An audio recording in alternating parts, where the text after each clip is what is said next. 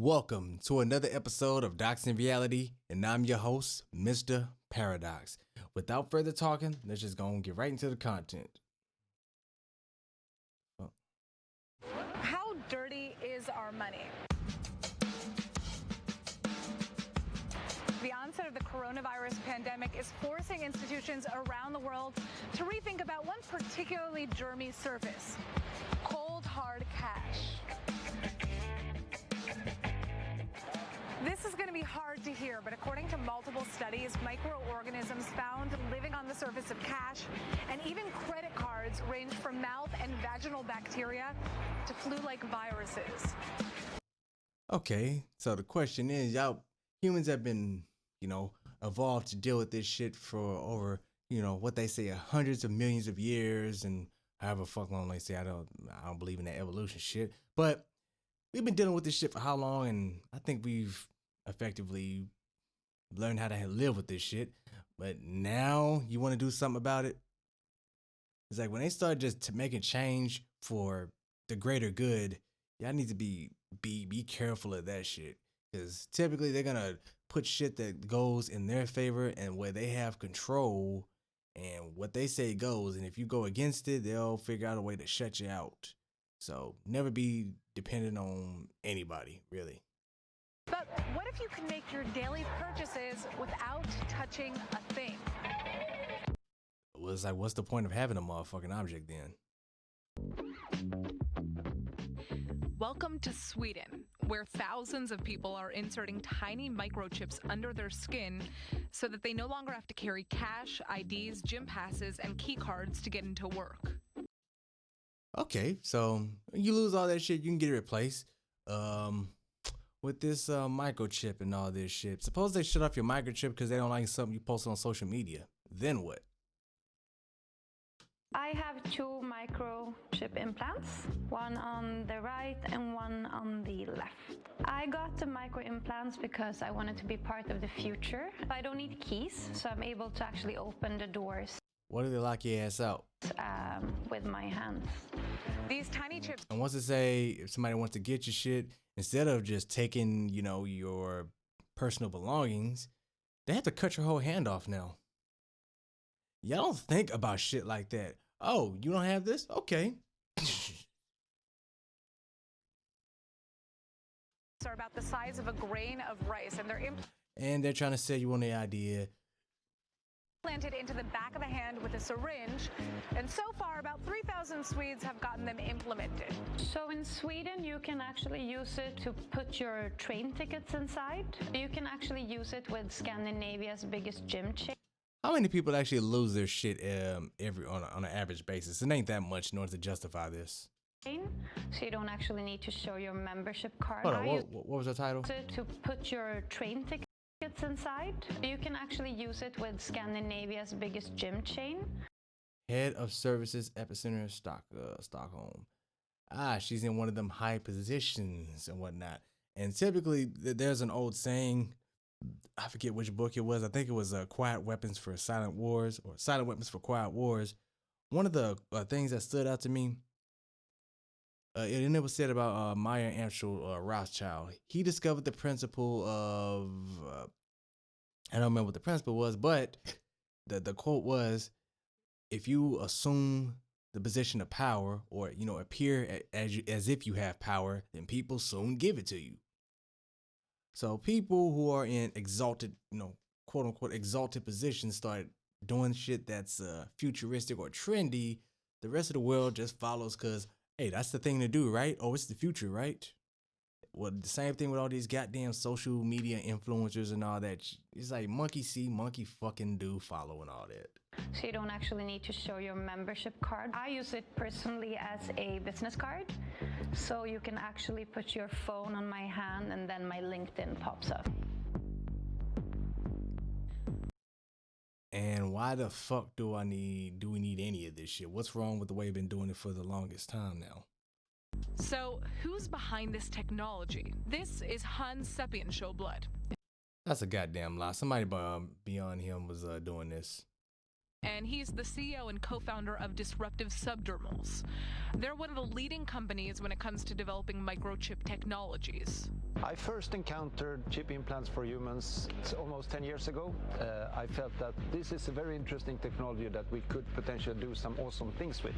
So His title is Disruption Officer. Disruption of what exactly? I bought a bunch online, got together a bunch of friends, and we had our first chip implant party. A chip implant party. The number one reason for getting an implant is simply convenience. And that's the goddamn problem with the world today. Everything just has to be fucking convenient. What happened? What's wrong with the little goddamn inconvenience every now and then?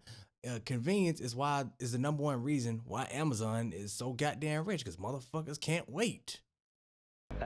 It allows you to Same day shipping.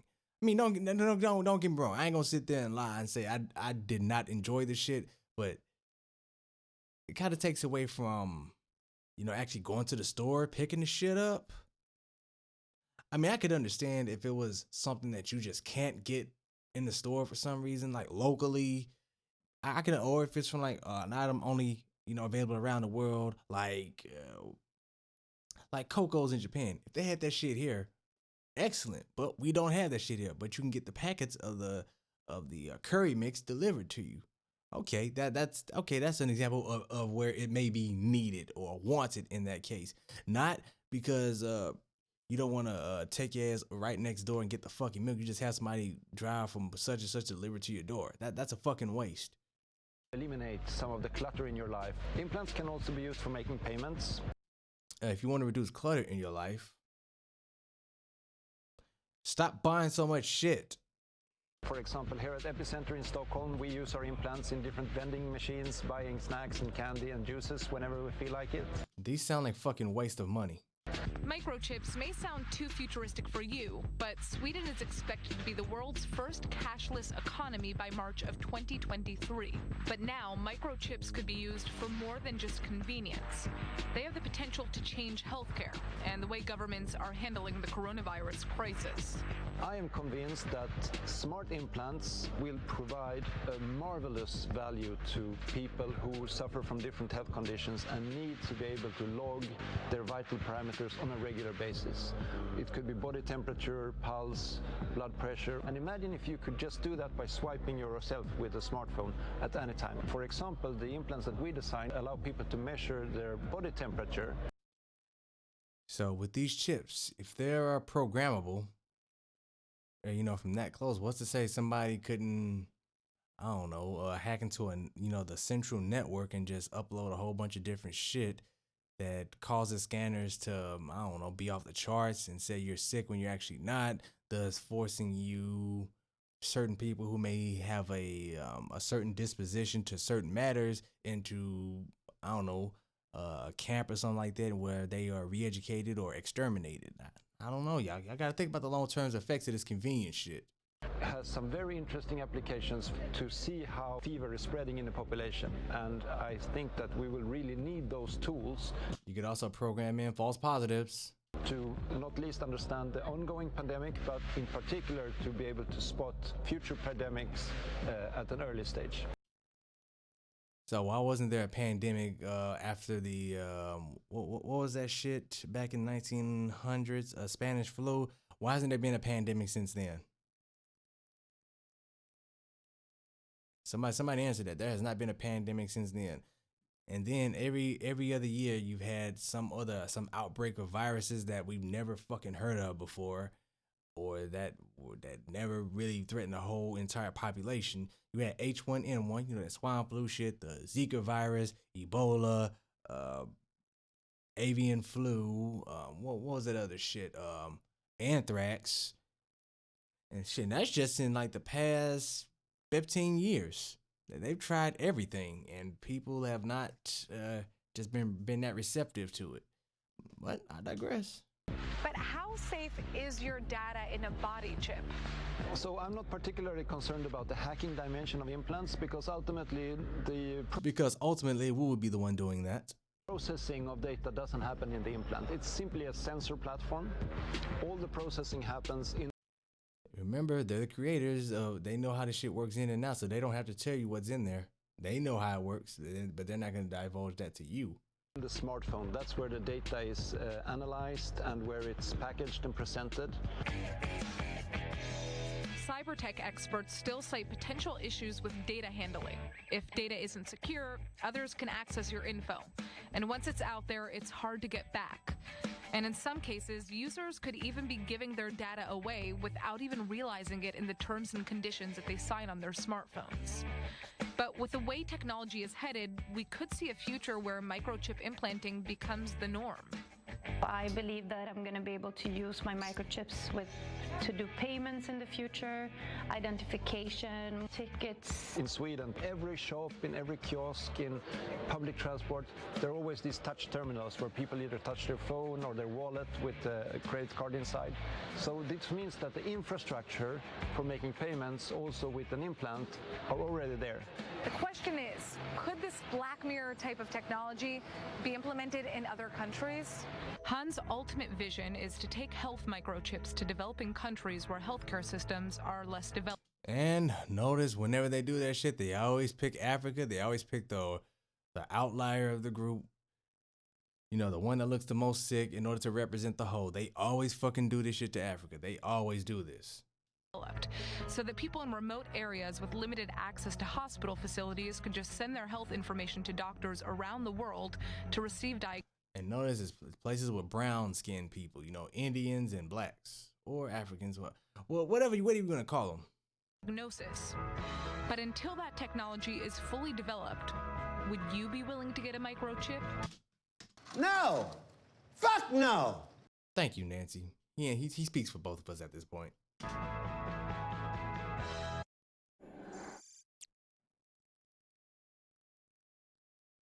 In Etobicoke the other day, your message to small business was open, no matter what. Is that still the same? Yeah, I stand by that. I mean, they're trying their best to throw the book at me. The vast majority of the charges that I got were for infractions of me not having my paperwork set up properly. I did get charged under the Provincial Offences Act. Hold up, Paperwork Act? What the fuck does that even mean? Paperwork Act? Infractions for not having your paperwork in order. What? Run for the Reopening Ontario Act on the second day. We now have over 300,000 Canadian dollars crowdfunded for legal support. That's not for me. It's amazing. That's for every small business for a group defense. Me opening on the third day got me an obstruct charge. That's why I have the bail conditions. If every business owner made the statement just by... See, they're starting to arrest people for fake ass virus charges. They are trying to stomp out every business owner that is not them. And it should be known that the people that are, you know, making this shit happen, they are extremely few in number. If it was not for the media, you know, that big ass amplifier called the television, they would not be able to pull none of this shit off. Matter of fact, it's not even TV anymore. It's more of all their agents in positions that are spreading huge ass messages and whatnot. It's the appearance of numbers that is making this shit happen. Now you got a group of probably maybe, I'd say not even 10,000 people make doing this shit. Over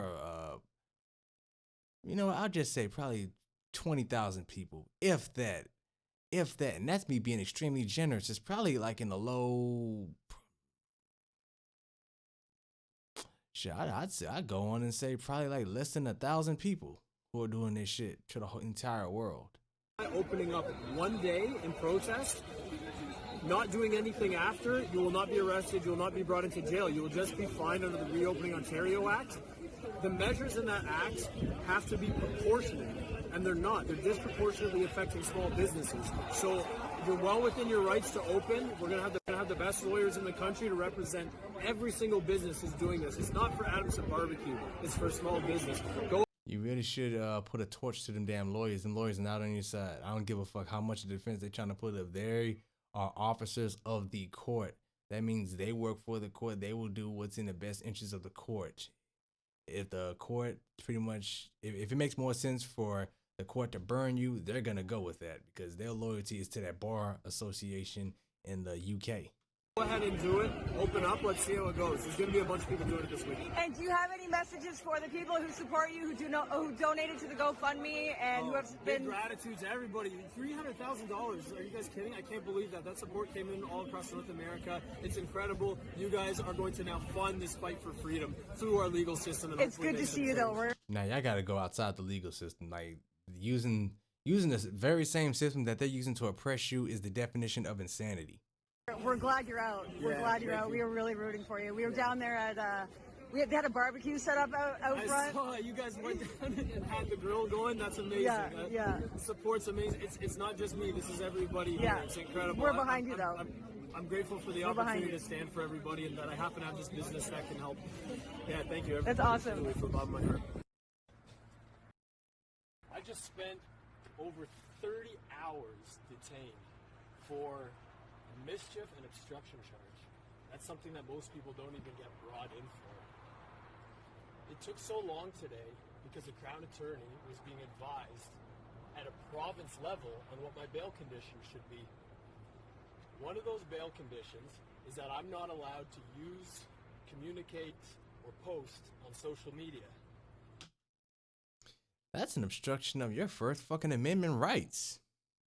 That's some shit you would be willing their rights to kill authority figures over. Just saying. Like, they're obstructing all that shit and they're taking your shit from you. At some point, it's like, fuck the system. At some point, you gotta pull guns out.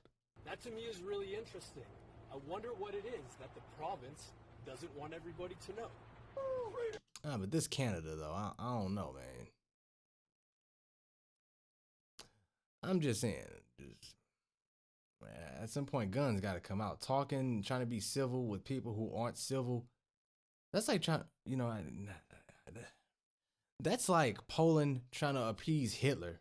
Oh, shit, you invaded our land? Well, shit, take more of it. Just leave us alone. And the nigga proceeds to take more.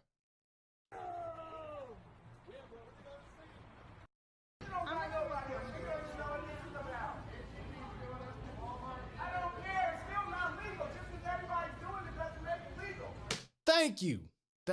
Thank you. This is what people should be doing. Like, you need to wear a mask. Like, bitch, no, I don't want to wear a goddamn mask. Leave me the fuck alone. But like, everybody, I don't give a fuck what everybody's doing. If everybody else, committed suicide, does that mean I got to do it too?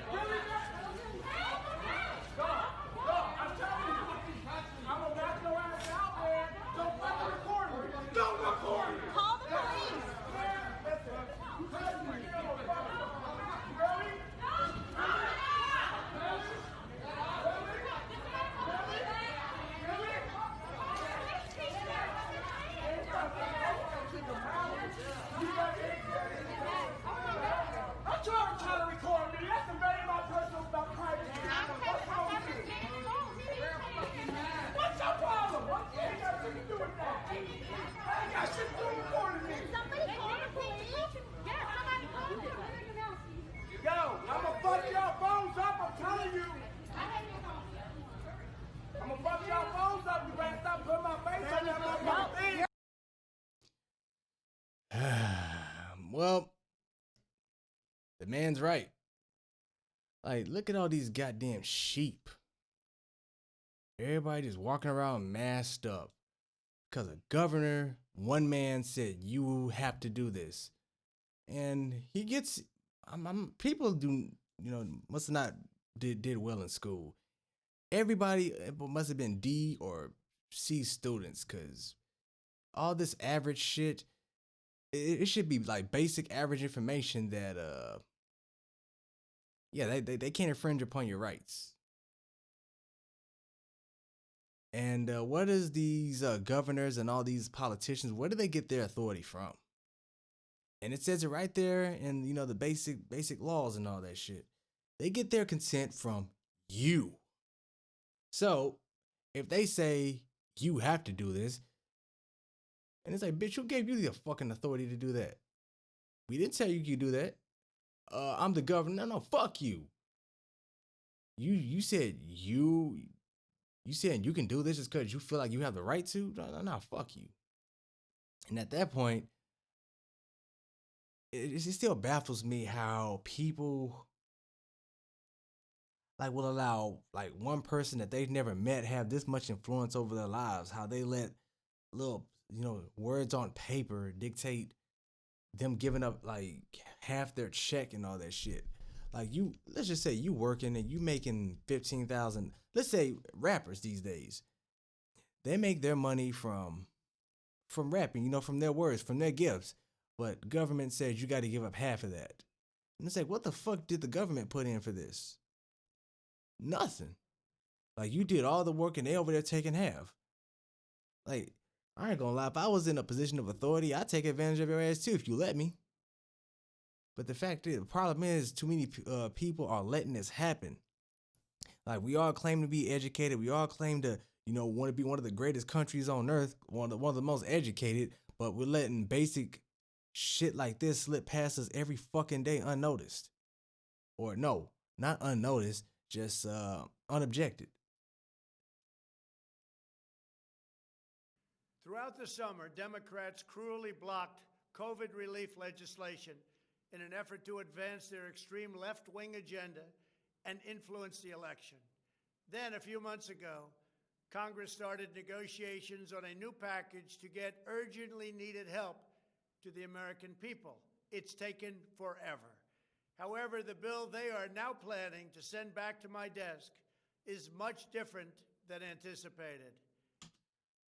Okay, so I'm pretty sure by now you should know that they passed it for 600 and all this other good shit, but why are they giving out so much goddamn money? Like, you got to ask yourself that. Why are they giving away 600 to 2,000?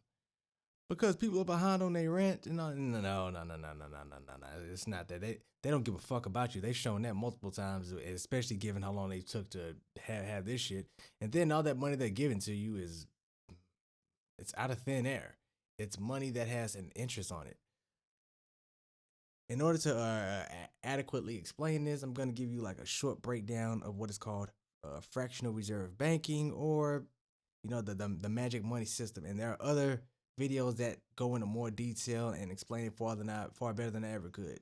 And this is why I listen to people who are way more intelligent than me. But let's say I am broke right now. We are both broke, but you asked me for $5. I know I don't have $5 to give you. But let's just say I give you, I write out a piece of paper that somebody takes as face value that is worth $5. So I come up with something that says $5, and then I say you have to pay me back that $5 with interest. So you don't have $5, but you got to pay me back $10, and you didn't have that shit to begin with in the first place, and it was hard to even come up with that shit. So I just got $10 profit, and I ain't have to do shit. I was broke. How the fuck is that possible? I didn't have shit to give you, and I just gave you $5, and I got back 10. That sounds fucking impossible, right? But yeah, that is exactly how this government is. The money system works right now, especially since we don't have a gold system, or no, gold standard. My bad. But y'all want to hear me, and it's that type of system that is just going on a globe, on a nationwide scale. Because I can't say global, because I don't think the Earth is a globe either. But that's just me. And I don't want to hear shit about anti-vaccine, flat earthers, and all that shit. You're everything that the American public. And I will say, I believe some people do need to be silenced, and I believe people who aren't open-minded to explore different possibilities, them motherfuckers need to shut the fuck up. Don't tell me how to think. But like, conform. No. Let's go on. It really is a disgrace. For example, among the more than 5,000 pages in this bill, which nobody... Why the fuck are these bills always like 5,000 some pages? Who the fuck is expected to sit there and read that? Like, all these regulations and all that shit, you do not need this much shit for regular human life. Who are they writing these damn pages for? In Congress has read because of its length and complexity. It's called the COVID Relief Bill, but it has almost nothing to do with COVID.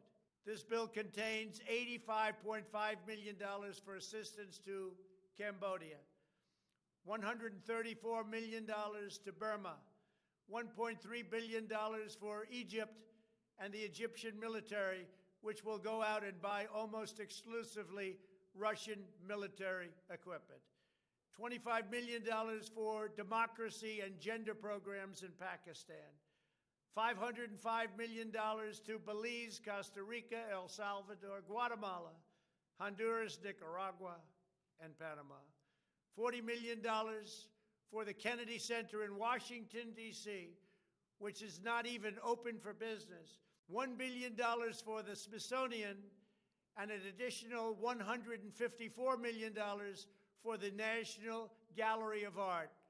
I had a thought.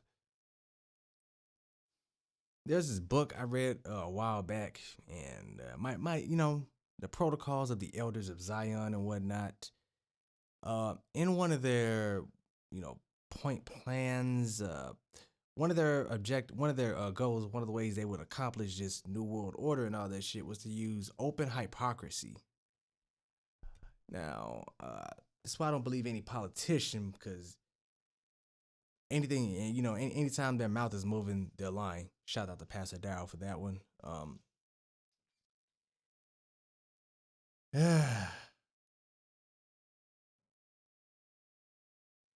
I lost my train of thought there for a second, but open hypocrisy, just keep openly lying to you, just disappointing you at every turn, so that way you get tired of the two-party system, and then whatever alternative happens to come about, you're like, oh yeah, do that, yeah, fuck this old system. Just like a whole bunch of people are talking about, we don't give a fuck as long as Trump's not in office. Now, whatever is gonna come after this this January 20th shit this year, or whatever happens after Joe Biden, Trump, or whoever, they're gonna say, as long as it's not these two, it doesn't matter. We need to change the whole system. Watch. They're not gonna do it. They're gonna put it in such a way that you are gonna be the ones to implement the system for them. But let's see, watch a little bit more of this. I think this video is going long enough. Likewise, these facilities are essentially not open. $7 million for reef fish management, $25 million to combat Asian carp, $2.5 million to count the number of amberjack. Sounds like the money's going to a whole bunch of shell corporations to fund various other activities, because all these things he's mentioning are things that nobody gives a fuck about. Magic carp, really? Because they know that's something nobody's going to take serious. Nobody's going to look into that. And if nobody's looking for the money, you're not going to follow the trail to see where that money's actually going. I don't know. Maybe I draw dots where dots should be connected. I don't know. Jackfish in the Gulf of Mexico. A provision to promote the breeding of fish in federal hatcheries. $3 million in poultry production technology. $2 million to research the impact of down trees. $566 million for construction projects at the FBI. The bill also allows stimulus checks for the family members of illegal aliens, allowing them to get up to $1,800 each. This is far more than the Americans are given. Despite all of... Like I said, most of these videos, you can go look them up on our WorldStar, because I'm not sure. Yeah, this video is damn near 30 minutes, and I was not trying to make this motherfucker this long. Was not trying to. But might as well go this far. Just find the next video. Okay? You don't have to believe in God. You don't have to like it. You have to participate. If you don't, that's okay. You don't have to work here. That's an affront to your religious freedom. That's a violation of your First Amendment right. You're getting paid to be here. This is our first core purpose, So if you don't want to participate, that's okay. Leave your stuff here and you don't have to work here. It's not an option. You can sue this motherfucker and take him for everything he's worth. I will be. Well, you can't work here. So what are you gonna do? Serve this motherfucker with a lawsuit and make everything back. Listen, you can go get an attorney. You know what, bro? Just leave your stuff here. We're done. But Yeah, if I was this guy, I would sue the shit out this motherfucker. I'd take his whole company. Fuck him. A lot of people are skeptical about the vaccine, some because it was developed so quickly. But for some African Americans, there might be historical concerns. It dates back to the 1932 Tuskeegee study. Researchers were looking for a cure for syphilis. The study included nearly 400 black men who had the disease and 200 that did not. Instead of giving the penicillin treatment to participants with the disease, the doctors studied their decline of health until they died. In 1973, a class action lawsuit was filed on behalf of participants and their families. The U.S. government paid out $10 million and gave lifetime medical benefits and burial services to. Okay, now I gotta ask the question. How could our people be that unintelligent as to keep taking a treatment that was clearly being ineffective? If it burned when you pee, or, you know, whatever the symptoms are for syphilis, and you kept taking these treatments and nothing was happening, shouldn't that have given you a red flag that, okay, maybe I need to try another method, or maybe I should get like a second opinion from not these niggas right here? Because, you know, they're the so-called experts. I'm just saying, how could you be so unintelligent that happens? Like I said, to all living participants. Dr. Anthony Fauci addressed the concerns. He says he understands but believes the vaccine is safe because black scientists were at the forefront. So they had house slaves that would go tell on all the field slaves. What the fuck's that supposed to mean? And the reason why the Haitian Revolution succeeded was because they killed all the Sambo ass motherfuckers before they did anything. Otherwise, they was gonna go tell all the slave masters, and they would have put that shit down before it started. So because black people did it, that means we're supposed to automatically believe it.